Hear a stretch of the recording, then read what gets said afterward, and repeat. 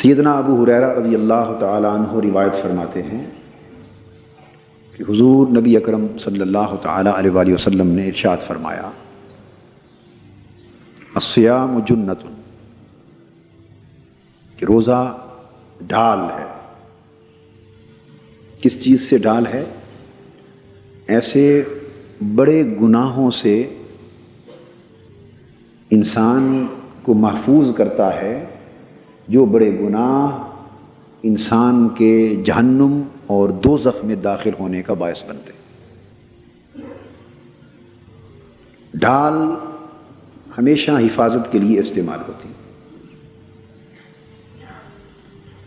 اور حفاظت اس چیز سے کی جاتی ہے جو انسان کے لیے نقصان دہ ہو،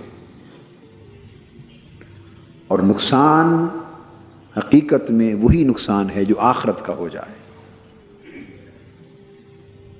گھاٹا اور خسارہ وہی ہے جو آخرت میں ہو، اور نفع اور فائدہ بھی حقیقی وہی ہے جو آخرت میں ہو۔ انسان اپنی زندگی میں گرد و پیش کے ماحول کے مطابق طرح طرح کے گناہوں کا ارتکاب کرتا ہے، اور ان کے نتیجے میں وہ اپنا نامہ اعمال خراب کرتا ہے۔ وہ گناہ اسے دھکیل کر جہنم تک لے جاتے ہیں۔ حضور علیہ الصلوۃ والسلام نے فرمایا، روزے کی پہلی خاصیت، اور خاص طور پہ ماہ رمضان المبارک کے روزے جن کا ذکر ہو رہا ہے، ان کا پہلا فائدہ اہل ایمان کے لیے یہ ہے کہ یہ بڑے بڑے گناہوں سے انسان کو بچا لیتا ہے، اپنی حفاظت کی آغوش میں لے لیتا ہے، اور انسان کے لیے ڈھال بن جاتا ہے تاکہ ان گناہوں کے سبب وہ جہنم اور دوزخ تک جانے سے بچ سکے۔ اس کا ایک پہلو یوں بھی ہے کہ حضور علیہ الصلوۃ والسلام نے ارشاد فرمایا، جب ماہ رمضان شروع ہو جاتا ہے تو فرمایا، اذا دخل شہر رمضان فتحت ابواب السماء وفی روایت فتحت ابواب الجنہ وغلقت ابواب جہنم وسلسلۃ الشیاطین۔ فرمایا جب ماہ رمضان المبارک شروع ہو جاتا ہے تو اللہ تبارک و تعالی 3 فیصلے صادر فرماتے ہیں۔ ایک یہ کہ آسمانوں کے اور جنت کے دروازے کھول دیے جاتے ہیں، جنت کے سارے دروازے کھول دیے جاتے ہیں، اور آسمانوں کے دروازوں کے کھولنے کا مطلب یہ ہے کہ اشارہ ہے اللہ پاک کی رحمتوں، نعمتوں اور برکتوں کے دروازوں کی طرف۔ کوئی دروازہ اللہ کی رحمت کا دروازہ ہے، کوئی اللہ کی بارگاہ سے مغفرت کا دروازہ ہے، کوئی اس کے فضل و کرم کا دروازہ ہے، کوئی اس کی رحمت اور اس کی قربت کا دروازہ ہے۔ الغرض اللہ پاک اپنی رحمتوں اور برکتوں اور اخروی نعمتوں کے سارے دروازے ماہ رمضان المبارک کے لیے کھول دیتے ہیں، اور جنت کے سارے دروازے بھی کھول دیے جاتے ہیں۔ اور صرف اتنا کرم نہیں ہوتا کہ جنت کے سارے دروازے کھول دیے جاتے ہیں، مطلب اس کا کیا ہے؟ مطلب یہ ہے کہ اس مہینے میں جنتی بننا لوگوں کے لیے آسان کر دیا جاتا ہے۔ سارے دروازے کھول دینے کا مطلب یہ ہے کہ جنتی بن جانا، اللہ کی بارگاہ قرب تک پہنچ جانا، اس کے فضل و کرم اور اس کی نعمتوں کا مستحق بن جانا، اور اس کی رحمتوں اور بخششوں سے نوازا جانا، سال کے بقیہ 11 مہینوں کے مقابلے میں اس مہینے میں بڑا آسان کر دیا جاتا ہے۔ وغلقت ابواب جہنم، اور دوسرا فیصلہ یہ ہوتا ہے کہ دوزخ کے سب دروازے بند کر دیے جاتے ہیں، دوزخ کے دروازے بند کر دیے جاتے ہیں۔ مطلب یہ ہوا کہ وہ عوامل جو انسان کو جہنمی بناتے ہیں، وہ بڑے گناہ جن کا ذکر ابھی ہو رہا تھا، وہ محرکات، وہ عوامل، وہ اسباب جو انسان کو کھینچ کر جہنم کی طرف لے جاتے ہیں، ان میں اتنی بڑی کمی کر دی جاتی ہے کہ جس کمی کی طرف اشارہ کیا جا رہا ہے کہ لوگوں، ہم نے تو جہنم کے دروازے بند کر دیے ہیں، اب تمہاری مرضی کہ اب بھی جنتی نہ بن سکو تو نصیب ہے تمہارا۔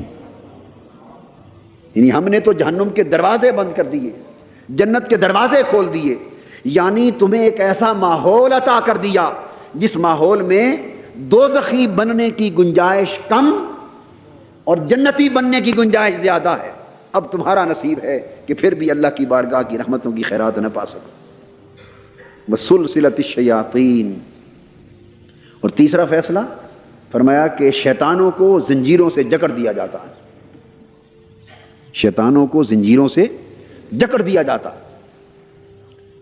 دو عوامل ہوتے ہیں انسان کو گمراہ کرنے کے، ایک خارجی عامل وہ شیطان کا، ایک داخلی عامل وہ انسان کا نفس ہے۔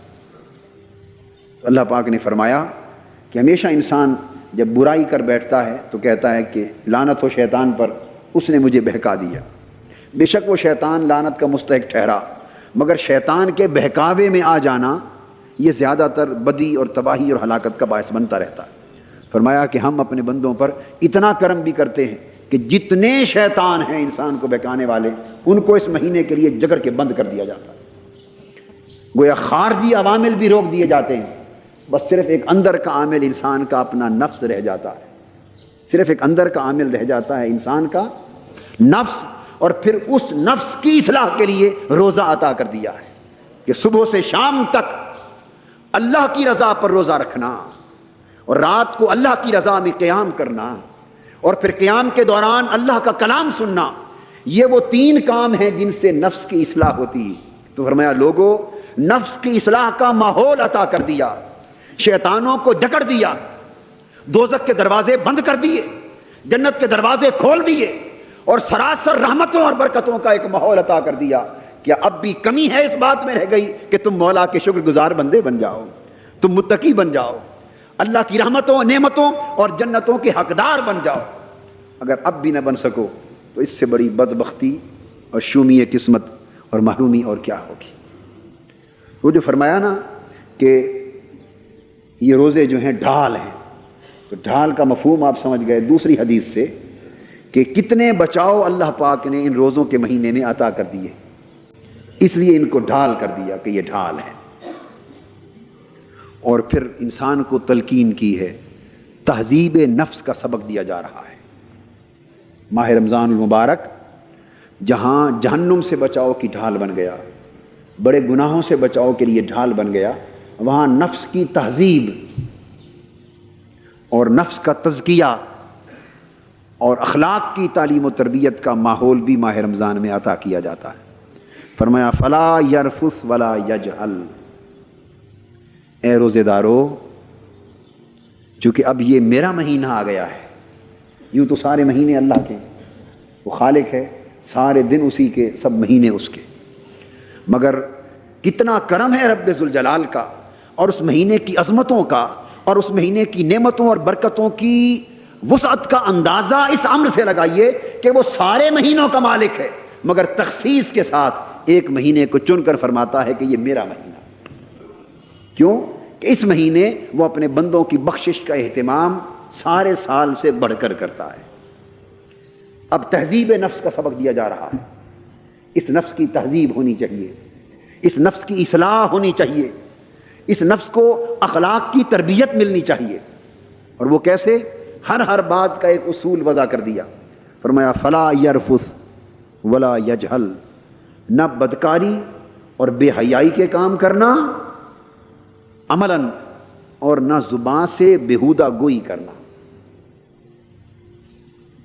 یرفث بدکاری کے معنی میں بھی ہے اور زبان سے فحش کلامی کے معنی میں بھی ہے، دونوں معنی ہیں اس کے۔ مطلب یہ ہوا کہ نہ فاحشہ کاری کرو، نہ فحش زبانی اختیار کرو، اور نہ بیہودہ کلامی کرو۔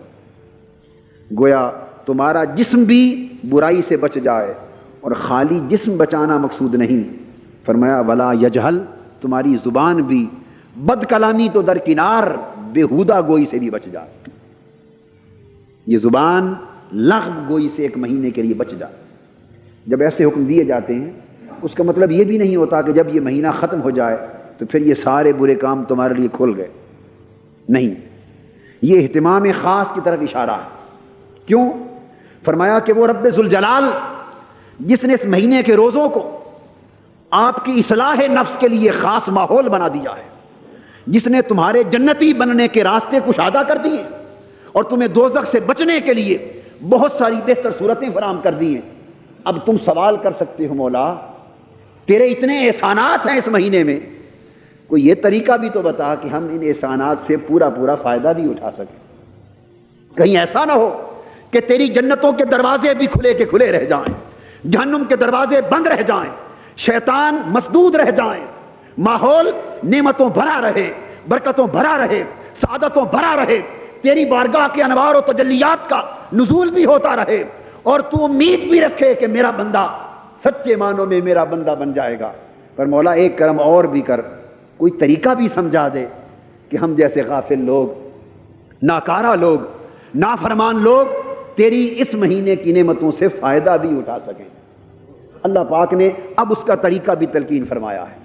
فرمایا فلا یرفس ولا یجہل وان امرؤ قاتلہ او شاتمہ فلیقل انی صائم مرتین. اب یہ طریقہ سمجھا دیا. طریقہ کیا سمجھایا؟ فرمایا کہ ہر برے کام سے بچے رہو. نمبر 1، جس کام میں برائی دیکھو، جس کام میں فاحشہ کاری دیکھو، جس کام میں بدی کا پہلو دیکھو، جس کام میں میری ناراضگی کا عنصر دیکھو، ایک تو خود اس سے بچو، اور نمبر 2 ایسا لفظ بھی زبان پہ نہ لاؤ جس لفظ کو آپ بیہودہ گوئی سے تعبیر کر سکیں. کیوں کہ میں چاہتا ہوں، اللہ پاک کا فرمان، میں چاہتا ہوں کہ یہ مہینہ تمہاری زبان صرف میرے ذکر کے لیے مخصوص ہو جائے. صبح و شام میرا ذکر تمہاری زبان پر ہو، میری یاد تمہارے دل میں ہو، میری محبت تمہاری روح میں ہو، اور میری عبادت تمہارا عمل بن جائے. میرے لیے جاگنا، میں رات کو ذکر کر رہا تھا، جب یہ عمل اپنا لو گے تو تم پر میرا رنگ چڑھ جائے گا. صبغۃ اللہ ومن احسن من اللہ صبغۃ. رات میں نے یہ بات سمجھائی. فرمایا اللہ کا رنگ ہے، اللہ کا رنگ ہے. تو لوگوں اللہ کا بھی رنگ ہے، اللہ کا بھی رنگ ہے. فرمایا ومن احسن من اللہ صبغۃ. ارے رنگ سازوں کے پاس جانے والوں، کوئی سبز رنگ چڑھانا چاہتا ہے، جی میرا کپڑا سبز، میرا دوپٹہ، بیویاں کہتی ہیں میرا دوپٹہ سبز کر دو، کوئی بہن کہتی ہے میرا دوپٹہ سرخ کر دو، کوئی کہتی ہے میرا دوپٹہ نسواری رنگ کا کر دو، کوئی کہتا ہے میری دستار، میرا جبہ، میرا قمیض اس رنگ کا ہو. ارے مختلف رنگ چاہنے والوں اور رنگ سازوں کے پاس جانے والوں اور رنگ سازی کی دکانیں تلاش کرنے والوں، ومن احسن من اللہ صبغۃ. بتاؤ تو صحیح، رب سے بہتر بھی کوئی رنگ ساز ہے؟ رنگ سے بہتر بھی کوئی رنگ ساز؟ اللہ کے رنگ سے بھی بہتر کسی کا رنگ ہے؟ جب میں اپنا رنگ تمہارے اوپر چڑھانے کو تیار ہوں تو میرا رنگ چھوڑ کے اور رنگوں کی تلاش میں کیوں جاتے ہو؟ میرے رنگ کی طرف آؤ. اور رنگ کیا ہے؟ ماہ رمضان میں اللہ کا رنگ چڑھتا ہے. اللہ کا رنگ اللہ کی صفتیں ہیں، اللہ کا رنگ اللہ کی صفتیں ہیں، اس کے اخلاق ہیں. تو صفت الہیہ کیا ہے؟ اللہ کھاتا ہے یا نہیں کھاتا؟ اللہ پاک کی شان کیا ہے؟ اللہ نہیں کھاتا. فرمایا اس مہینے میں تم انسان ہو، آخر یہ تو ممکن نہیں کہ بالکل ہی کھانا چھوڑ دو اور بغیر کھائے جیو، یہ تو صرف میری شان ہے، اللہ کی شان ہے.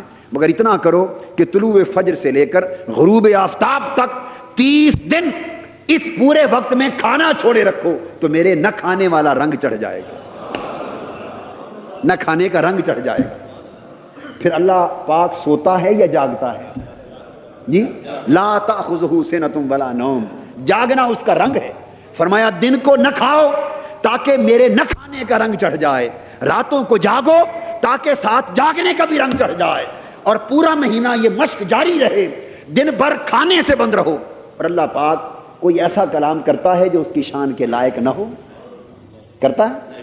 ہرگز نہیں کرتا. تو فرمایا فلا یرفس ولا یجہل.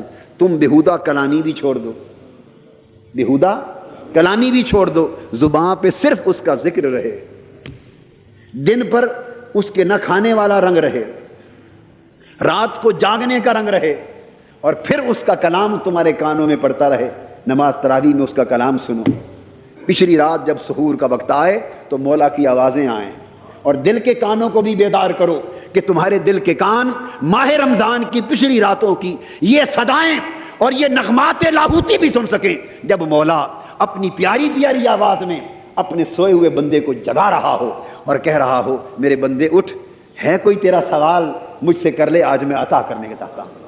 ہے کوئی بخشش کا طالب، کوئی طلب کر لے میں مغفرت عطا کر دوں. تو کتنے تعلق کی جہتیں اللہ سے قائم ہو جاتی. فرمایا اگر پورا مہینہ اس طرح تم گزار لو تو میرے بہت سے رنگ تمہارے اوپر چڑھ جائیں گے، بہت سے رنگ چڑھ جائیں گے. تو یہ مہینہ رنگ تو چڑھاتا ہے، آگے برقرار رکھنا یا نہ رکھنا وہ ہماری مرضی. یہ مرضی کی بات ہے، کچا رنگ چڑھ جائے یا پکا رنگ چڑھ جائے. جو چڑھے اتر جائے تو وہ کچا چڑھا، اور جو چڑھے اور پھر نہ اترے وہ پکا چڑھ گیا. تو اس مہینے میں اپنی روح کی چنری رنگوا لو، روح کی چنری رنگوا لو. بڑا اچھا رنگ ساز ہے، وہ موج پر آیا ہوا ہے. اس کا مہینہ کرم کی جولانیوں پر ہے. طریقہ کیا ہے؟ فرمایا اس حد تک اپنی زبان کو پاکیزہ کر لو کہ اگر کوئی شخص تمہارے ساتھ جھگڑا کرے، کوئی شخص تمہارے ساتھ جھگڑا کرے اور شاتمہ ہو یا تمہیں گالی بھی دے. اب کوئی جھگڑا کرے آپ کے ساتھ تو اتنا تو کرتے ہیں نا، اگر ایک مکہ مارے تو کم سے کم اگر دو نہ مار سکیں، دو تو مارنا ضروری ہے نا ایک کے مقابلے میں، دو نہ مار سکے تو ایک تو مارتے ہی ہے نا. وہ یہ نہ کہے کہ مری اللہ اس کو مارا، ہاتھ ہی نہیں اٹھا سکتا. کوئی ایک گالی دے تو دو گالیاں دینا تو لازمی بنتی ہیں. یہ عمل ہے ہمارا. اللہ پاک نے فرمایا اگر کوئی تم سے جھگڑا کر لے، تمہیں گالی دے لے اور تم روزے کی حالت میں ہو تو معلوم ہے کیا جواب دو؟ فقط اتنا کہو فَلْيَقُلْ إِنِّي صَائِمٌ. بس جواب میں اتنا کہو کہ میں روزے سے ہوں، میں رب کا رنگ چڑھا رہا ہوں. بس تیری گالی کا میرے پاس کوئی جواب نہیں، تیرے جھگڑے کا میرے پاس کوئی جواب نہیں. بھائی کیوں؟ میں روزے سے، میں اس وقت ڈھال میں ہوں، روزے میں ہوں، رب کا رنگ چڑھا رہا ہوں. بس فرمایا اتنا صبر کرو. اور ایک بار نہیں، دو بار کہہ دو. دو بار کہہ دو بار کہنے میں حکمت کیا؟ انسان کو متوجہ کیا جا رہا ہے کہ اس پر بار بار دھیان کرو میں تمہیں کیا سبق دے رہا ہوں. حضور علیہ السلام نے فرمایا مرتین، دو بار، یعنی بار بار دھیان کرو لوگوں کیا سبق دیا جا رہا ہے. اس عمل کو اپناؤ، زبان پاک ہو جائے گی، نفس پاک ہو گیا، جسم پاک ہو گیا، زبان پاک ہو گئی تو طہارت اور پاکیزگی انسان کی زندگی میں اتر آئی. اس کے بعد ارشاد فرمایا والذی نفسی بیدہ لخلوف فم الصائم اطیب عند اللہ من ریح المسک. حضور علیہ السلام نے فرمایا قسم ہے اس رب کی جس کے قبضہ قدرت میں میری جان ہے. فرمایا جوں جوں دن گزرتا جاتا ہے روزے دار کا اور معدہ خالی ہوتا ہے، اور دن گزرنے کے ساتھ ساتھ خالی معدے سے پھر جو ہوا باہر آتی ہے منہ سے، اس میں گیسز کی ایک ملاوٹ ہوتی ہے، اور اس ہوا سے تھوڑی منہ سے نکلنے والی ہوا ہلکی سی بو دار ہو جاتی، بدبو دیتی، فریش نہیں ہوتی. وہ بھوک کا ایک اثر ہے، وہ زبان سے جب آپ کی منہ سے جب ہوا نکلتی ہے، سانس لیتے ہیں تو وہ محسوس ہوتا ہے. عام حالات میں، یہ بات خاص نکتہ، عام حالات میں کسی شخص کو وہ سانس اور اس کی وہ بدبو اس ہوا کی پسند نہیں ہوتی. مگر یہاں فرمایا حضور علیہ السلام نے مجھے اپنے رب کی قسم جس کے قبضہ قدرت میں میری جان ہے کہ اللہ پاک کا ارشاد یہ ہے کہ روزے دار کے منہ کی بدبو بھی مجھے کستوری کی خوشبو سے بھی زیادہ پیاری ہے. کستوری کی خوشبو سے زیادہ پیاری. تو بدبو ہی نہ رہی. بدبو اب آپ نے دیکھا کہ تھی بدبو اور خوشبو سے بہتر ہو گئی، تھی بدبو اور خوشبو سے بہتر ہو گئی. اس کا نقطہ کیا ہے؟ یعنی واقعہ بدبو، کیا بدبو نہ تھی؟ بولیے. تو جب ہے بدبو تو کستوری کی خوشبو سے بہتر کیسے بن گئی؟ یوں ہی تو نہیں، یوں ہی فرما سکتے تھے کہ ہے تو بدبو بھی اچھی ہے، یہ روزے دار کی بدبو بھی ہمیں اچھی لگتی ہے، یوں بھی فرمایا جا سکتا تھا. مگر مقابلے میں کستوری لائے، چونکہ عرب میں کستوری سے زیادہ قیمتی خوشبو نہ تھی. عرب میں ابتداءً عربوں کو بات بتائی جا رہی ہے نا، ان کے ہاں کستوری کی خوشبو سے زیادہ قیمتی خوشبو نہ تھی. تو فرمایا کہ تمہاری دنیا کی جو سب سے قیمتی خوشبو ہے میرے روزے دار بندے کے منہ کی بو بھی اس سے بہتر ہے. یہاں ایک امر کا اشارہ ہے. یہ بدبوئیں کیسے بنتی ہیں، خوشبوئیں کیسی بنتی ہیں، اچھائیاں کیسے بنتی ہیں اور برائیاں کیسے بنتی ہیں، یہ ایک خاص علمی اور شرعی نکتہ ہے. اس میں فلاں چیز اچھی ہے، فلاں چیز بری ہے. تو سوال یہ ہے کہ اچھائی اور برائی کیا کسی چیز کی اصل خصلت ہے یا امر سے بنتی ہے؟ سمجھانا یہ مقصود ہے کہ اصل خصلت نہیں ہے کسی چیز کی، فلاں چیز اچھی ہے فلاں بری ہے، فلاں فلاں سے اچھا ہے اور فلاں فلاں سے برا ہے، تو نہ فلاں اصل میں اچھا تھا اس سے اور نہ فلاں اصل میں اس سے برا تھا، اصل میں تو ساری چیزیں برابر تھیں، اصل میں تو ساری چیزیں برابر تھیں، بکرا تھا یا خنزیر تھا، بکرا تھا یا خنزیر تھا، اصلاً تو دونوں برابر تھے، اصلاً تو دونوں برابر تھے۔ ہر وہ چیز جسے اچھی اور بری خصلت کے ساتھ آپ اور ہم منسوب کرتے ہیں، اصلاً وہ ایک شے تھی، مگر کچھ چیزیں اچھی ہو گئیں اور کچھ بری ہو گئیں، کچھ چیزیں حلال ہو گئیں اور کچھ چیزیں حرام ہو گئیں۔ بکرا کیوں حلال رہا، خنزیر کیوں حرام ہو گیا؟ اس لیے کہ اس حلال کرنے والے امر والے نے بکرے کو حرام نہ کہا، سو وہ اپنی اصل حالت پر حلال رہا، اور اس امر والے نے خنزیر کو حرام کہہ دیا، سو وہ اپنی اصل حالت سے ہٹ کر حرام ہو گیا۔ نکتہ یہ سمجھایا جا رہا ہے، خوشبو ہو یا بدبو، اچھائی ہو یا برائی، نیکی ہو یا بدی، پسند ہو یا ناپسند، اسلام نے ہر شے کا ایک معیار دیا ہے، اور وہ معیار انسانی عقل و خرد کا پیمانہ نہیں، انسانی عقل اسے سمجھنے کے لیے کام آ سکتی ہے، مگر عقل کو یہ حق نہیں کہ وہ اصلاً کسی کے حلال و حرام ہونے کا فیصلہ کر دے، اصلاً اچھے اور برے ہونے کا فیصلہ کر دے۔ یہ حق صرف مولا کے امر کو ہے، اللہ کے امر کا حق ہے، اس کا امر ہے، بس جب اس کا امر ہو گیا تو چیز اچھی ہو گئی، امر ہو گیا تو چیز بری ہو گئی۔ یہاں واقعہ میں سمجھاتا ہوں، سیدنا آدم علیہ السلام کو اللہ پاک نے ان کی تخلیق کے بعد فرشتوں کو حکم دیا کہ آدم کو سجدہ کرو۔ اب امر سے کس طرح دین کے احکام وضع ہوتے ہیں؟ حکم دیا اذ قلنا للملائکۃ اسجدوا لآدم فسجدوا الا ابلیس، اور یاد کرو وہ وقت جب ہم نے تمام فرشتوں کو حکم دیا کہ آدم کو سجدہ کرو، بس سب نے سجدہ کر دیا سوائے ابلیس کے۔ اب پہلی بات تو یہ کہ اللہ کے سوا پہلے بھی کسی اور کو سجدہ ہوا تھا، اور اللہ کے سوا کسی اور کے لیے سجدہ روا تھا؟ ایک بات تو ذہن نشین یہ کر لیں کہ یہ سجدہ سجدہ عبادت نہ تھا، سجدہ تعظیم تھا۔ یہ سجدہ عبادت نہ تھا بلکہ سجدہ تعظیم تھا۔ عبادت کا سجدہ اللہ کے سوا کسی اور کے لیے کبھی بھی جائز نہیں رہا، کیونکہ معبود اللہ کے سوا کوئی اور نہیں، عبادت کا حقدار اور عبادت اور پرستش کے لائق اللہ کے سوا کوئی اور نہیں۔ سو سجدہ عبادت کبھی بھی کسی کے لیے روا نہیں رہا۔ اب رہ گیا سجدہ تعظیم، یہ پہلی امتوں اور شریعتوں میں جائز تھا، پہلی امتوں اور شریعتوں میں جائز تھا۔ شریعت محمدی صلی اللہ علیہ وآلہ وسلم نے تعظیمی سجدہ بھی حرام کر دیا۔ اب کسی بڑے سے بڑے بزرگ کو، حتیٰ کہ کسی نبی اور ولی کو بھی، اور حضور علیہ الصلوۃ والسلام کی ذات اقدس سے بڑی ہستی تو کائنات میں اور عالم خلق میں کوئی نہیں، تو حضور علیہ السلام کی ذات پاک کے لیے بھی تعظیماً سجدہ کرنا حرام ہے، تعظیماً سجدہ کرنے کی اجازت نہیں ہے، طواف کی بھی اجازت نہیں۔ حضور کے مزار اقدس کے طواف، یعنی طواف بنیت طواف، ایک ہے زیارت کے لیے گھومنا، نہیں، جو طواف جس طرح ہم کعبہ کا کرتے ہیں وہ طواف بھی جائز نہیں۔ میں نقطۂ امر سمجھا رہا ہوں،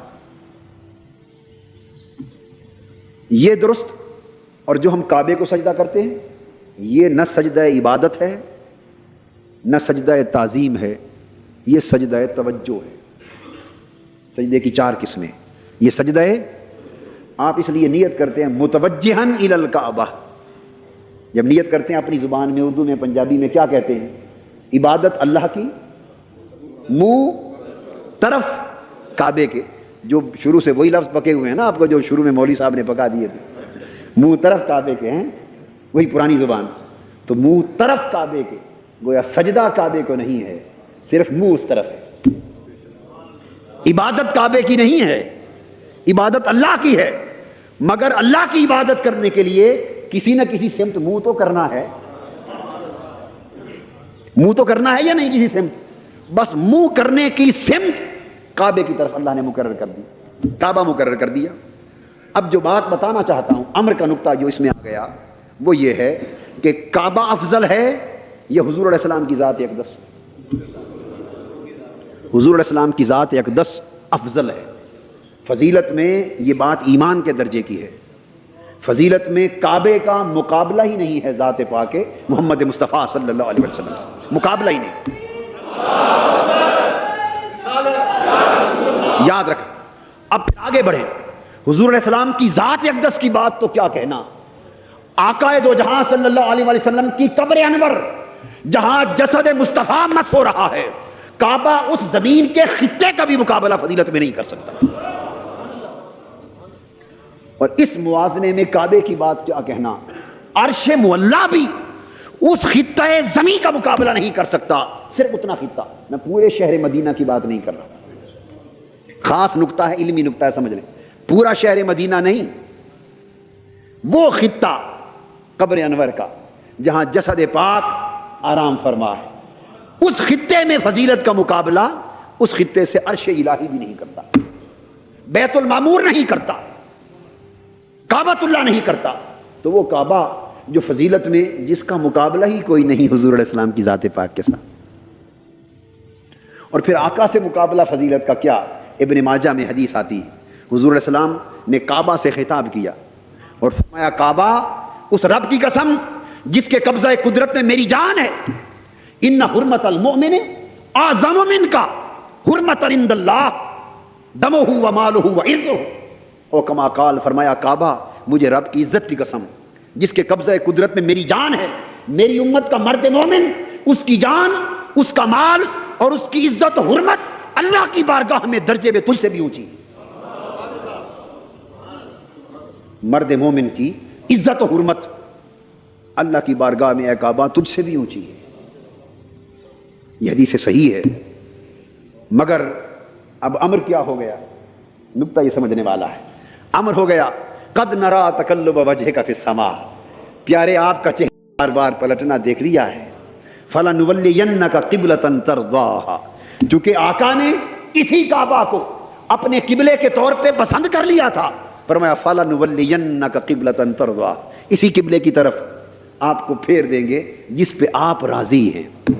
فول وجہک، یہ امر آ رہا ہے، فول وجہک شطر المسجد الحرام، آج اور اب میرے پیارے اپنا چہرہ اس کعبے کی طرف کر لیجئے، بس چہرہ مصطفیٰ اس کعبے کی طرف پھرنا تھا، چہرہ مصطفیٰ اس کعبے کی طرف پھرنا تھا کہ افضل آقا ہے، مگر اب حضور کے لیے بھی امر آ گیا کہ میرے پیارے کعبے کا مقابلہ تو تیرے ساتھ نہیں ہے، مگر تو بھی نماز اسی کی طرف منہ کر کے ادا کرے گا، اور طواف کا وقت آئے گا اسی کا طواف کرے گا۔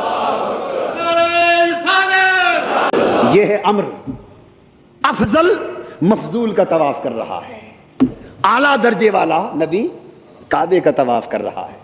سبحان اللہ، سبحان اللہ، یہ کیا ہے؟ امر ہے۔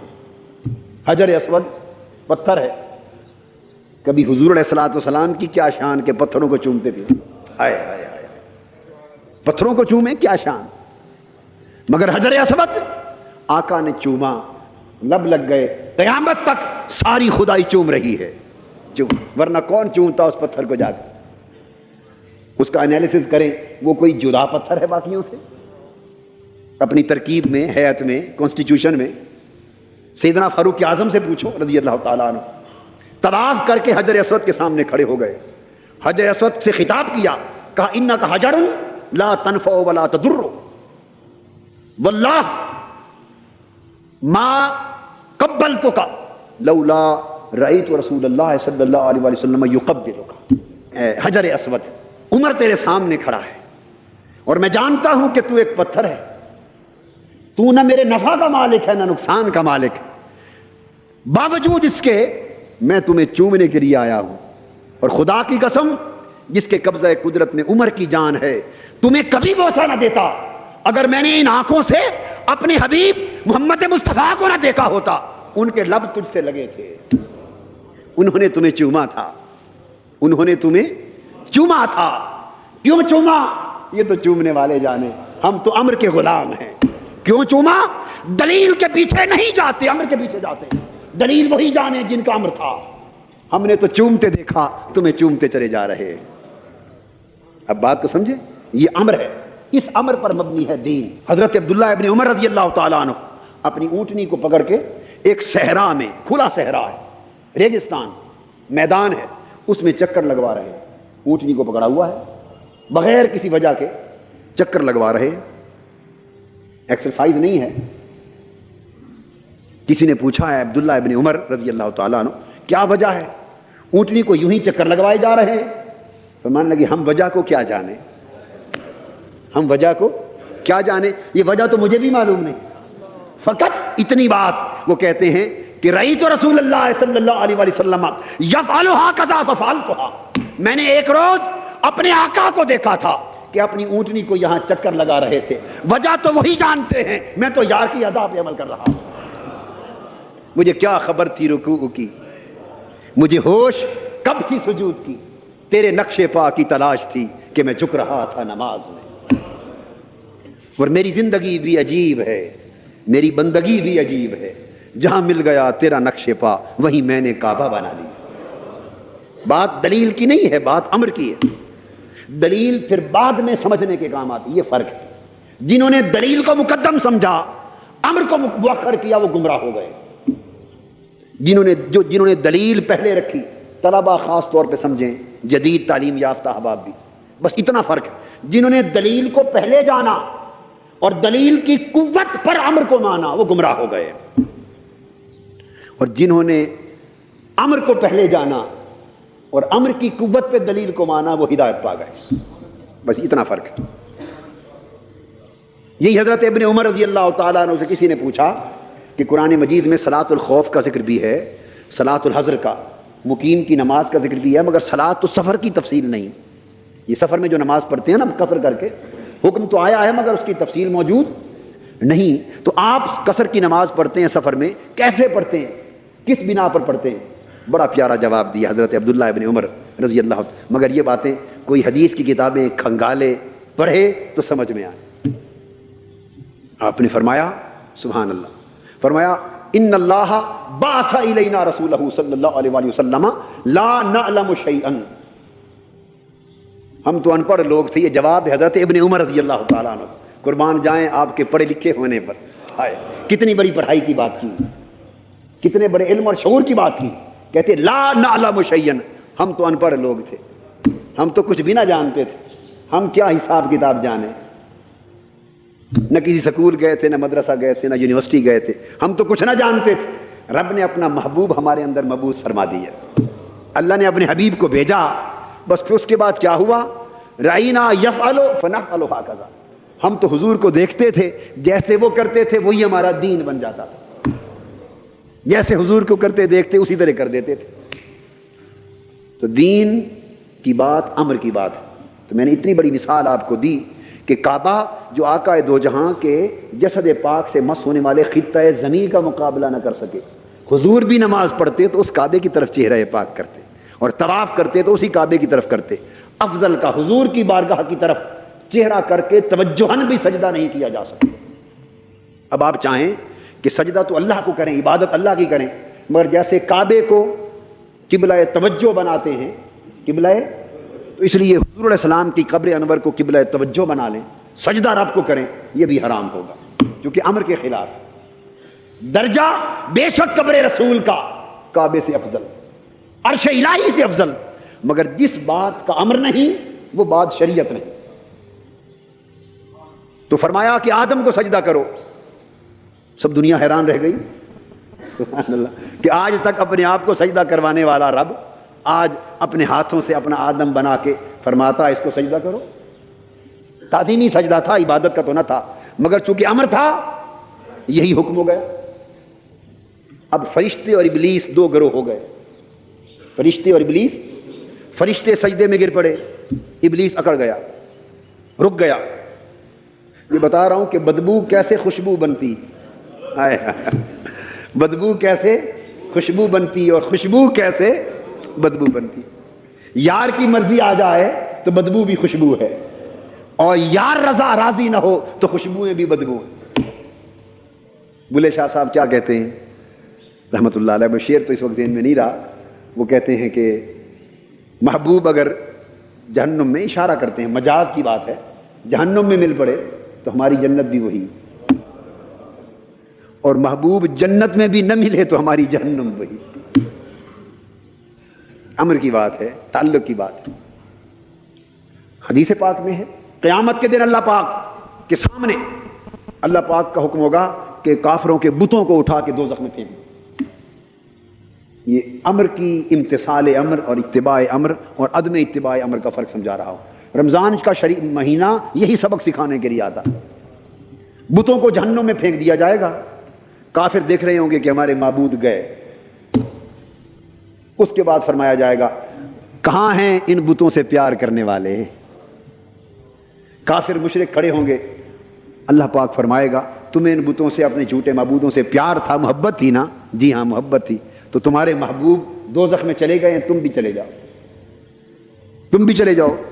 محبت کی پہچان ہو رہی، پرکھ ہو رہی، وہ کہیں گے مولا یہی جلتے اچھے ہیں جہنم میں، ہمیں بچا لے، دوزخ میں جہنم میں یہی جلتے رہیں، ہمیں بچا لے۔ بات تو وہ کافروں کی کہی ہوئی ہے، مگر اس کو تھوڑی دیر کے لیے بھول جائیں، ہمارا حال اس سے مختلف ہے۔ اچھے وقت کے سارے ساتھی، برے وقت کا کوئی بھی نہ، یہ ہمارا ایمان ہے، یہ ہماری محبتیں۔ ملتا رہے تو سارے سنگی، نہ ملے تو ہر کوئی دشمن۔ عمر پر صحت رہے، عمر پر صحت رہے تو رب اچھا۔ 4 روز کی بیماری ہو جائے تو بیماریاں ہمارے لیے ہی لکھی تھی، ہائے ہائے۔ عمر بھر میٹھا دیتا رہے تو رازق اچھا، 2 دن کڑوا آ جائے تو یہ کڑوے ہمارے لیے ہی تھے، ہائے ہائے ہائے۔ حکم ہوگا کہ کود جاؤ ان بتوں کے ساتھ، کفار مشرک انکار کر دیں گے۔ انکار کی کیا مجال، مگر کہیں گے مولا یہی جلتے اچھے ہیں، فرمایا نہیں تم بھی جاؤ۔ اس کے بعد ان کے سامنے، کافر و مشرکوں کے سامنے محبت کا امتحان ہو رہا، آؤ تم بھی ان سے محبت کرتے ہو، اب تمہیں کچھ اور محبت والے بھی دکھاتے ہیں، دیکھو محبت کسے کہتے ہیں اور محبت والے کون ہوتے ہیں۔ یہ والذین آمنوا اشد حبا للہ کے تحت یہ حدیث آئی۔ تو حکم ہوگا، اللہ پاک فرمائیں گے قیامت کے دن اب کون ہیں جو مجھ سے محبت کرتے تھے، کون ہیں جو مجھ سے محبت کرتے تھے؟ میرے چاہنے والے بھی ذرا کھڑے ہو جائیں تو عشاق کھڑے ہو جائیں، عشاق کھڑے ہو جائیں۔ اللہ پاک فرمائے گا تم میری محبت کا دعویٰ کرتے تھے، مولا اب دعویٰ کہاں تک تیری بارگاہ میں قبول ہے یہ نہیں، یہ تو ہی جانتا ہے، بات تو تیری محبت کی کرتے تھے۔ فرمایا اچھا اگر میری محبت کرتے تھے مجھ سے تو پھر میرا حکم امر ہے جہنم میں کود جاؤ، جاؤ جہنم میں۔ اب یہ محبت جو کرتے تھے تو کیا تھی؟ ساری ساری رات کھڑے رہتے تھے اللہ کے لیے، سجدہ ریزیاں کرتے تھے، یہی محبت کی علامتیں ہیں نا۔ بستر چھوڑتے تھے، مولا کے لیے جاگتے تھے، روزے رکھتے تھے، اس کی محبت میں تکلیفیں اٹھاتے تھے، اس کی محبت میں گالیاں کھاتے تھے، اس کی محبت میں ریاستیں کرتے تھے، مجاہدے کرتے تھے، نفل پڑھتے تھے، صدقہ خیرات کرتے تھے، مال لٹاتے تھے، حتیٰ کہ جان لٹاتے تھے۔ جہاں وہ فرماتا تھا وہیں دوڑ جاتے تھے، جہاں سے روکتا تھا وہیں سے رک جاتے تھے۔ پوری زندگی اللہ کی محبت کے وقت کر دی تھی۔ یہ سب کچھ کس لیے کیا تھا؟ جہنم کے لیے؟ ہیں بولیے نا۔ یہ سارا کچھ جو راتوں کو جاگ رہے ہو، تراویح پڑھ رہے ہو، ہم روزے رکھ رہے ہیں، عبادتیں کرتے ہیں ٹوٹی پوٹی، جہنم کے لیے کرتے ہیں؟ اگر کوئی یہ بتا دے کہ یہ جو کچھ کر رہے ہو اس کے صلے میں جہنم میں جانا ہوگا، کوئی کرے گا؟ ہر کوئی کہتا ہے بھئی جنت ہی کے لیے کر رہے ہیں۔ عبادتیں چلو کوئی اس سے اونچی سوچ بھی رکھ لے گا، اس سے اونچی سوچ بھی رکھ لے گا، مگر جہنم کے لیے تو کوئی نہیں کرتا نا۔ اب قیامت کے دن محبت کرنے والوں سے کہا جائے گا ان کنتم احبائی، اگر تم واقعتاً مجھ سے محبت کرنے والے ہو تو پھر چلے جاؤ جنت، فادخلوا جہنم میں چلے جاؤ۔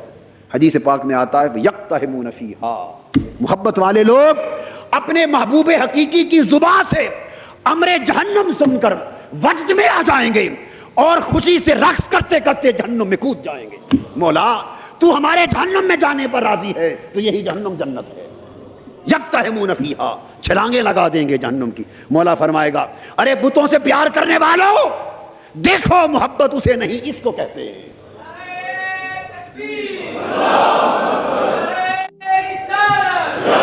محبت اسے کہتے ہیں، مگر اس امر کی تعمیل کون کریں گے؟ محبت والے، نیری خشک عبادت والے نہیں۔ ہم تو خشکے ہیں، ہم تو خشکے، خشک عبادت، دین سے محبت کی چاشنی کو نکال رہے ہیں۔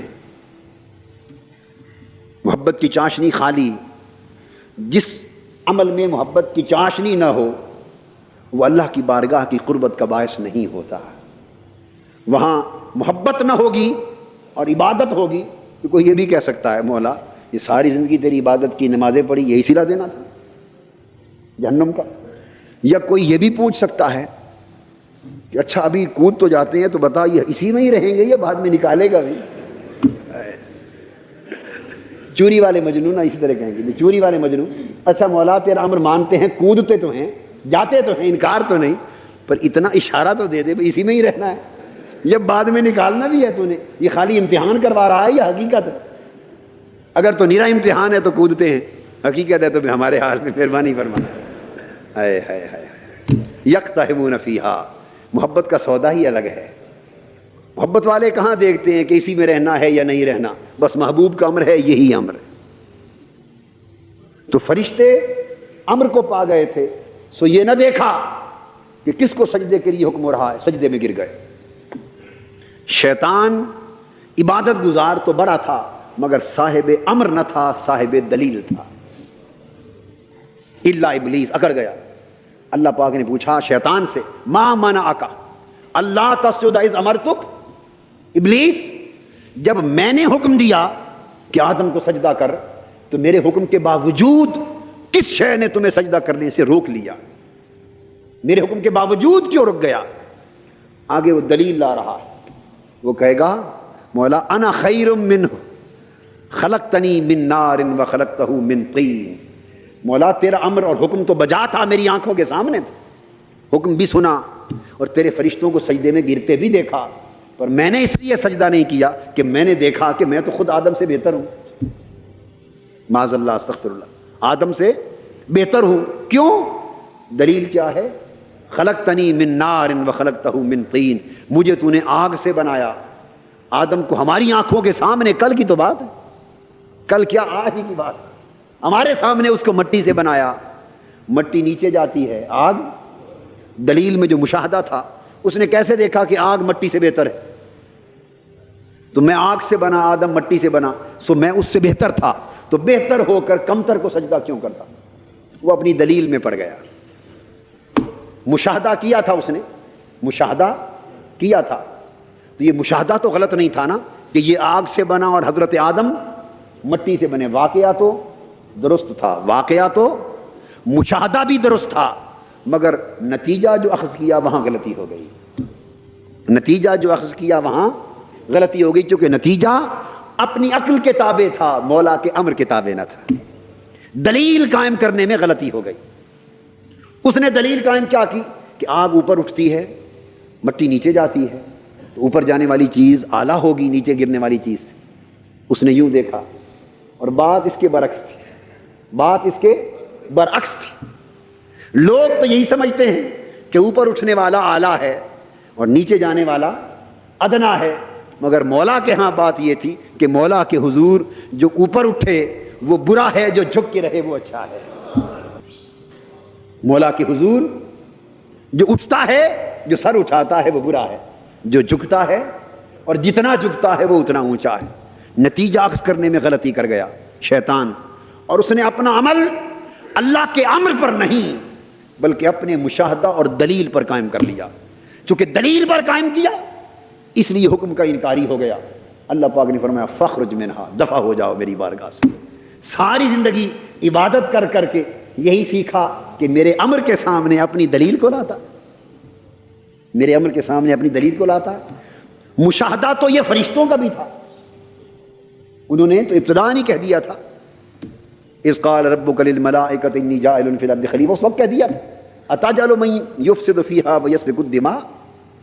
دیکھ تو وہ بھی رہے تھے کہ مٹی کی تخلیق کے اثرات کیا ہیں، دیکھ شیطان بھی رہا تھا، واقعہ ان کے سامنے بھی تھا، واقعہ اس کے سامنے بھی تھا، مشاہدہ ملائکہ کا بھی تھا، مشاہدہ ابلیس کا بھی تھا۔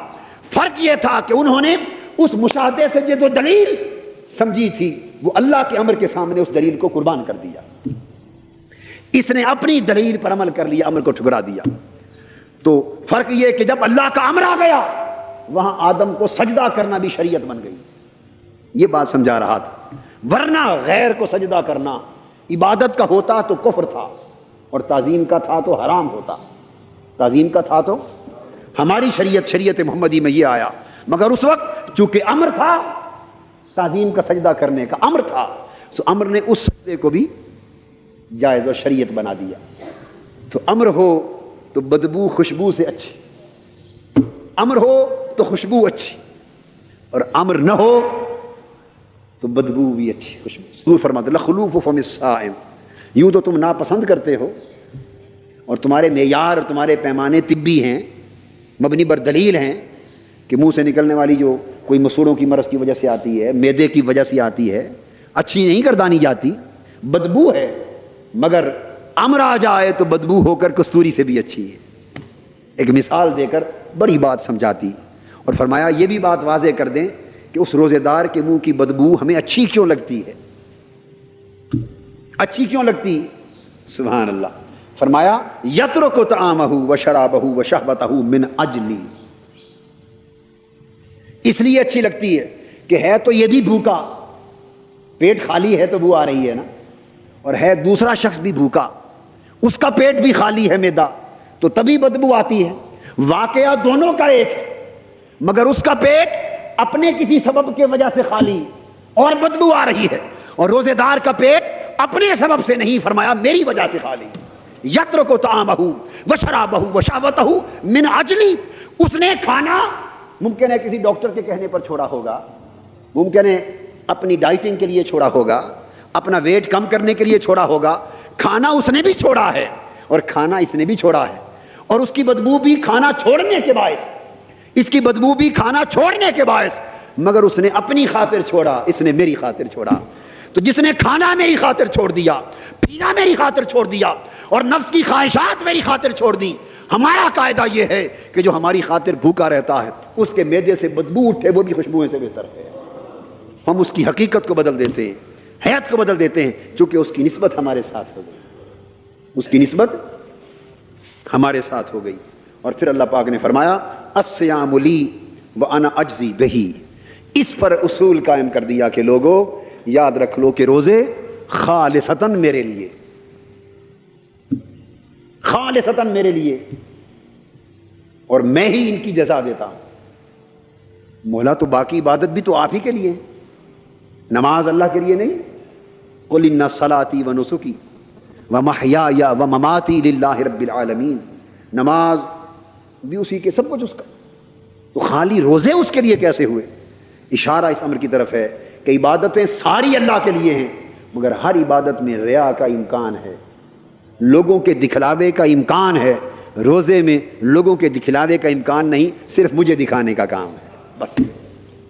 نماز کو یہاں لمبے سجدے کر رہا ہے، لمبی قرات کر رہا ہے، رکوع کر رہا ہے، ممکن ہے گھر پڑھے تو ایسی نماز نہ پڑھے، ہائے ہائے ہائے، مسجد میں پڑھے 50-100 آدمی دیکھ رہے ہیں، اور پتہ ہے کہ دیکھیں گے نکلیں گے تو ہاتھ چومیں گے، کو بڑا ولی اللہ آ گیا، بڑا نیک متقی عبادت گزار ہے، ہاتھ شاتھ چومیں گے، دعا کے لیے آئیں گے، بزرگ سمجھیں گے، اپنا کام بن جائے گا، جیب گرم ہو جائے گی، اللہ معاف کر دے۔ آ گیا نا من اجل الخلق، مخلوق کا خیال آ گیا نا۔ جہاد پر گئے، بڑا لڑ رہا ہے، جوش و خروش سے لڑ رہا ہے، قیامت کا دن ہوگا، عالم بلائے جائیں گے، عالموں کی باری ہے، ذرا پیش ہو جاؤ بارگاہ میں، اللہ پاک فرمائیں گے کیا چاہتے ہو مجھ سے؟ مولا آپ کا فضل اور کرم چاہتے ہیں۔ حکم ہوگا نہیں، تم کیا ہو؟ ہم عالم تھے، دین کے عالم تھے۔ کیا کرتے تھے؟ مولا آپ کے دین کی تبلیغ کرتے تھے۔ اب مجھ سے کیا چاہتے ہو؟ مولا فضل چاہتے ہیں۔ فرمایا نہیں، چھٹی، تم نے تبلیغ کی، یہ دھوکہ کسی اور کو تو دے سکتے ہو، مجھے تو نہیں دے سکتے۔ تم تو تبلیغ کرتے تھے پیسے کی خاطر کہ جیب گرم ہوگی، مال ملے گا۔ تم تو علم پھیلاتے تھے اپنی علمی تفوق اور برتری ثابت کرنے کی خاطر، عالم کہلانے کی خاطر، دنیا میں عزت پانے کی خاطر تم نے علم دین حاصل کیا، پڑھایا، تبلیغ کی، اور پیش نظر دنیا کی منفعت تھی، وہ تمہیں مل گئی۔ وہ تمہیں، بولو، لوگ ہاتھ چومتے تھے کہ نہیں؟ آ کر مال دیتے تھے کہ نہیں؟ اب یہ انحصار اس کا اس کی نیت پر ہے۔ ان سے فرمائے گا اللہ پاک جو ایسے ہوں گے، جو یہ نہیں کہ علماء دین کی اللہ کے ہاں تکریم نہ ہوگی، نہیں، یہ طبقہ ہوگا۔ یہ کون ہوگا؟ ایک طبقہ جو علم دین کی اشاعت اور تبلیغ اس نیت سے کرتے ہوں گے، تو وہ لوگوں سے تو چھپا لیں گے نیت، مگر اللہ سے تو نہیں چھپائی جاتی۔ اللہ پاک فرمائے گا تم نے جس نیت کے لیے کام کیا تمہیں وہ مل گئے، اب کوئی اجر نہیں رہا۔ اب کھڑے ہو جائیں سخی، مالدار، تم کون ہو؟ مولا ہم سخی ہیں۔ کیا کرتے تھے؟ تیری راہ میں مال خرچ کرتے تھے، اب میرے پاس کیا لینے کو آئے ہو؟ باری تعالیٰ آپ کی رضا، اجر اور ثواب لینے آئے ہیں۔ فرمایا نہیں، جاؤ، جس مقصد کے لیے تم نے خرچ کیا وہ تمہیں مل گیا۔ اللہ پاک فرمائیں گے کیا اس لیے خرچ نہیں کرتے تھے کہ لوگ تمہیں سخی کہیں، مالدار کہیں، تمہارے سامنے ہاتھ پھیلائیں، لجاجت کے منہ ہلائیں، اور تم سخی اور کریم اور مالدار اور بڑا آدمی کہلاؤ معاشرے میں؟ اگر یہ نیت تھی، اب اللہ کے سامنے جس کی یہ نیت ہوگی کس کی مجال کے انکار کر سکے؟ فرمایا جاؤ، جو تم نے چاہا مل گیا۔ اس کے بعد اٹھے گا ایک طبقہ، تم کون ہو؟ ہم مجاہد ہیں، شہید ہوئے، مجاہد ہیں۔ کیا کیا تم نے؟ مولا تیری راہ میں جہاد کیا۔ اب کیسے آئے ہو؟ اجر لینے آئے ہیں۔ حکم ہوگا کہ تم نے تو اس لیے جہاد کیا تھا کہ مر گئے تو شہید ہو جائیں گے، پچھڑوں کو مربوں کی جائیداد مل جائے گی، غازی بن جائیں گے، بچ گئے تو غازی ہو جائیں گے۔ وہ جو فوج دیتی نہیں ہے وہ تمغے، اور اس کے ساتھ پراپرٹیز ملتی ہیں، بڑا کچھ مل جائے گا۔ اگر چلے گئے تو پچھلے رج گئے، بچ گئے تو ترقیاں ہو گئی، غازی ہو گئے۔ تم نے جو چاہا مل گیا۔ اب ان تینوں کو کہا جائے گا فرشتوں اٹھا کے جہنم میں پھینکو، دکھلاوے کا کام کرتے تھے۔ قرآن مجید نے اس لیے کہا رأیت الذی یکذب بالدین فذلک الذی یدعو الیتیم ولا یحض علی طعام المسکین فویل للمصلین الذین هم عن صلاتهم ساہون۔ تباہی اور بربادی اور ہلاکت ہے ان نمازیوں کے لیے جو اپنی نماز کی روح کو بھولے بیٹھے ہیں، تو وہ بھی نمازی، قرآن کہتا ہے المصلین، مگر ہلاکت اور تباہی ہے ان نمازیوں کے لیے، اس لیے کہ جنہوں نے عمل کی مردہ لاش اپنے کندھوں پہ اٹھا رکھی ہے اور اس کی حسن نیت والی روح کو مار دیا۔ بدقسمتی ہماری کہ ہم الا ماشاء اللہ اسی ڈگر پہ چل پڑے، دکھلاوے کی ڈگر پہ چل پڑے، ہر نعرہ دکھلاوا، ہر عمل دکھلاوا۔ اللہ پاک محفوظ کر لے ریا سے۔ تو فرمایا ہر عبادت، نماز ہو، حج ہو، زکوٰۃ ہو، صدقہ ہو، جہاد ہو، ہر عبادت میں ریا کا امکان ہے۔ اگر کوئی چاہے دکھلاوے کے لیے عمل کرنا تو دکھلاوے کا ماحول موجود ہے، میسر ہے۔ ایک روزہ وہ عمل ہے، اس میں دکھلاوا نہیں۔ روزہ وہ عمل ہے، اس میں اگر اس نے نہیں رکھا دکھلانا چاہے تو وہ تو روزے دار ہے ہی نہیں۔ اگر نہیں رکھا اور محض صرف اب سرکاری افطاری میں جاتا ہے، شام کو افطاریاں ہوتی ہیں نا حکومتی اور سرکاری افطاریاں، ان میں خیر سے ہی روزے دار ہوتے ہیں کوئی، اگر نہیں رکھا اور محض افطاری پر جا رہا ہے تو اللہ کے ہاں وہ تو روزے دار ہے ہی نہیں۔ جبکہ دوسرا نمازی، وہ ریاکار تھا مگر نمازی تو تھا، ریاکار تھا مگر نمازی تو تھا۔ اب اگر وہ ریاکار بنے اور روزے دار نہ ہو تو وہ تو صائم ہی نہیں، اور اب رہ گیا صائم روزے دار۔ اس کی حالت یہ، نمازی یہ تو کر سکتا تھا کہ باہر لمبے سجدے کرے، گھر میں تیزی سے ٹھونگے مار کے نماز کو معاذ اللہ ختم کر دے، یا باہر پڑھ لے اندر جا کے چھوڑ دے، وہاں یہ فرق ممکن تھا۔ اور یہاں اگر روزہ رکھ لیا تو اب ممکن نہیں کھا سکتا، اندر بند کمرے میں بیٹھے رہے تب بھی مجبور ہے، اور لوگوں کے سامنے پھرتا رہے تب بھی مجبور ہے۔ اگر روزہ رکھ لیا تو نہ چھپ کر کھا سکتا ہے نہ کھلے بندوں کھا سکتا ہے۔ تو فرمایا روزے دار، اس کے روزے میں ریا نہیں ہے، اس لیے ایسا عمل روزہ نہیں کہ صرف لوگوں کے سامنے کیا جائے اور چھپ کر بھی کھانا پینا منع ہے، اور چھپ کر بھی جو چیزیں چھوڑ دی وہ چھوڑ دی۔ اس کا مطلب یہ کہ اصل محرک روزے کا وہ صرف اللہ کی رضا، کہ کھانا بھی اسی کے لیے چھوڑا، پینا بھی اسی کے لیے چھوڑا، شہوتیں بھی اسی کے لیے چھوڑی۔ تو فرمایا چونکہ روزہ خلق کی ریا کے لیے ہوتا نہیں، صرف میرے لیے ہے، تو فرمایا پھر اس کا اجر بھی سارے اجروں سے جدا گانا عطا کروں گا۔ والحسنۃ بعشر امثالھا، دوسرے نیکیوں کا طریقہ یہ ہے کہ ایک نیکی کرو تو 10 اجر دیتا ہوں، ایک نیکی کرو تو 10 اجر دیتا ہوں، اور ایک حدیث میں ہے 700 گنا تک بھی اجر دیتا ہوں، مگر روزہ اس کے اجر کی حد ہی نہیں، یہ مجھ پہ چھوڑ دو، جب آؤ گے تو روزے دار بن کر تو آؤ، دیکھو پھر اجر کی کیا بہاریں لگتی ہیں، کیا ذخیرے لگتے ہیں۔ اور سب سے بڑھ کر اجر کیا یہ کم ہے؟ سب سے بڑھ کر اجر کیا یہ کم ہے؟ فرمایا للصائم فرحتان، فرحۃ عند فطرہ و فرحۃ عند لقاء ربہ۔ فرمایا تم 10 گنا اجر بھی بھول جاؤ، 700 گنا اجر بھی بھول جاؤ، 1000 گنا اجر بھی بھول جاؤ، یہ اگر باقی نیکیوں پر دیتا ہوں تو روزے پر کیوں نہیں دوں گا؟ یہ تو اجر سارے ملیں گے، مگر یاد رکھ لو میری خاطر کھانا پینا چھوڑ کے دیکھو اور میری خاطر روزے دار بن کے دیکھو، تمہیں 2 خوشیاں دوں گا۔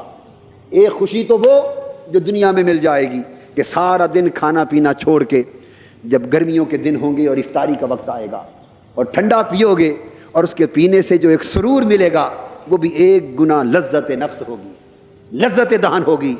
اور فرمایا کہ پھر اس کے بعد اصل خوشی یہ تو افطار کے وقت ہوگی، مگر روزے دار تیری اصل خوشی اس وقت ہوگی جب تو قیامت کا دن آئے گا اور ہر کوئی میرے دیدار کے لیے ترس رہا ہوگا اور حکم ہوگا میرے روزے دار آئے ہیں، انہیں لے آؤ میری ملاقات کرا دو۔